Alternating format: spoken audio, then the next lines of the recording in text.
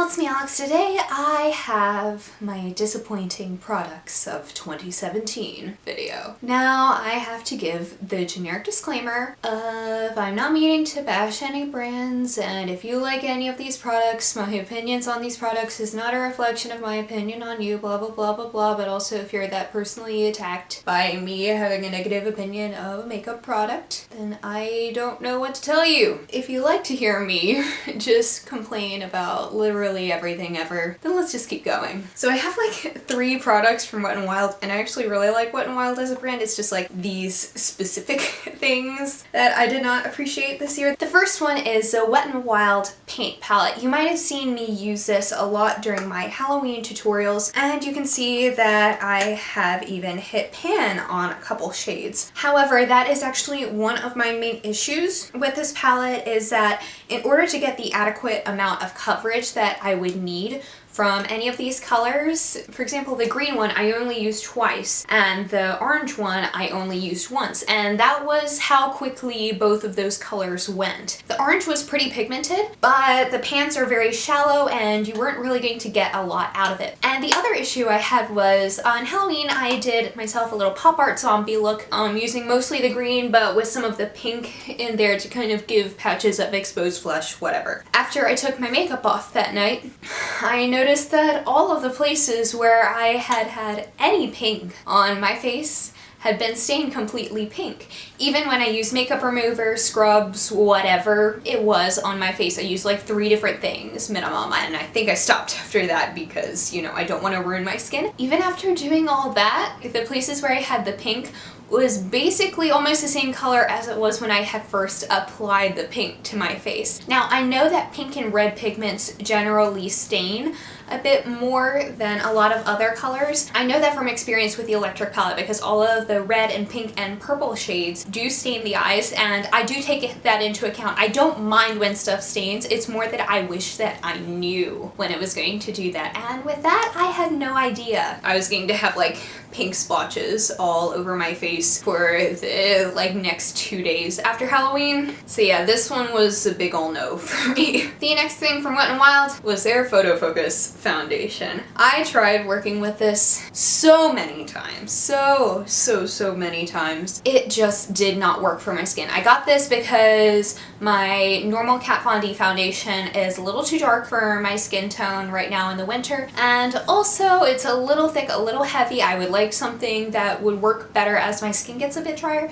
So I had heard really good reviews about this online. I was looking at like Makeup Alley, but I tried it with my original Angel Veil primer. It worked well the first time, but then it didn't. And I tried it with a sponge, tried it with a brush, tried it with a sample of the Becca primer. I tried it with the Milani primer. I tried it with a setting spray underneath it as a primer, and all of those things, it would work the first time that I used that product with it, but the second, third, fourth time that I had attempted to do anything, it would still go back to really cracking around my nose, emphasizing a lot of dry patches around my under eye area, and it just really wasn't a good look for me. And I tried loving this, but it just really did not work, and I'm really upset about it too because Wet n Wild used to have their Coverall foundation, and I love that. Granted, there were only like 3 shades, so they could really up their game, but it was this great creamy full coverage foundation, and I have combo oily skin and I really loved it, and I've had friends with dry skin who really loved it, and now they don't make that anymore. I tried even going into like Five Below, where they usually have like Wet n Wild products that might be on their way out, to see if they had any of it,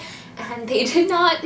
So I do not like it. And the final Wet n Wild product is their Liquid Catsuit Lipstick in Video Vixen. Now this is a problem with this specific shade, not with the Liquid Catsuit line overall. I really enjoy some of the lighter shades that I have. I have like Give Me Mocha and whatever like the berry shade is. I love that. I love like their pinks and their nudes and all of that, but I think that this is just a problem with this specific shade with like the darker shades, because I've heard that from other people too. It goes on very streaky, and when I try and layer it up over itself, it takes a really long time, and sometimes it'll just keep moving the product around as opposed to adding more onto it. And it gets to a certain point where you really just can't layer the liquid lipstick over itself. And quite frankly, I would much rather go for other lipsticks if that's gonna be the case. So I don't know why that's the problem with like the darker shades as opposed to all the other shades, which work so well. So I don't know what the issue is, but it's just this color. I like all of the other stuff, and I love a lot of what Wet n Wild does. I love their eyeshadows. I love their original CoverAll foundation. I love their setting spray. It's just some of the stuff I've tried recently that has not been as good. Another lipstick that I really did not like was this LA Girl Matte Flat Finish Pigment Gloss whatever stuff in, I don't even know what shade. It's purple is what it is.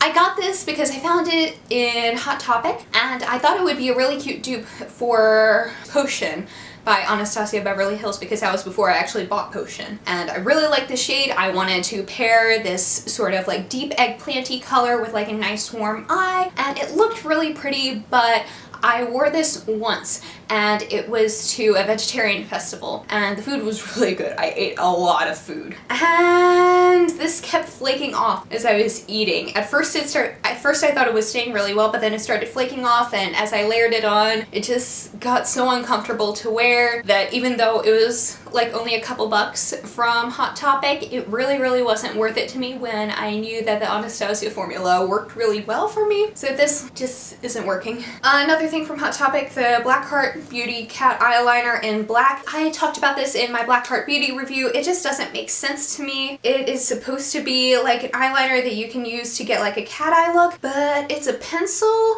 and it's not exactly the most like functional of that. It looks like it has a similar shape to like the Anastasia Brow Definer, but obviously my brows are not dark enough to make it black, so I don't quite know what the purpose of this is. If I'm doing a cat eye look, then I would want to use like a liquid or gel liner, not so much something in a pencil. And I've tried using this like I would a normal like mechanical pencil liner, like I would my NYX, like along my waterline or like my lower lash line, and it doesn't really work. I think that it's like a good shade of black, but just the way that this is set up just does not work for me. Another thing is this lash curler I bought from Ulta. I think I had dropped my Ardell lash curler, and it had gotten like really messed up. Where I am now, it's a bit further out to go to a Sally Beauty Supply, so I was like, okay, I'm sure Ulta has like something very similar. At first I was anticipating finding the Ardell one there because I know Ulta carries Ardell, but they don't have their lash curler there. So instead I bought this one from Ulta, which I thought had a similar shape, but it doesn't have the same springiness. I also bought it because it's black and I'm like an emo child. When I actually put this on my eyes, it felt like it was ripping my eyelashes off and like pinching my eyelids, and it was just not a fun time. So maybe this is just something that didn't work for my eye shape, but I personally did not enjoy it, and I went out and got another Ardell curler. And the last thing is this Yes to Cucumber Soothing Sensitive Skin Eye Gel thing. Now, I really don't think that this has done anything for my under eyes. I started trying to find like an under eye cream because, you know, I'm tired like all the time, so I wanted to see if there was something that could help that.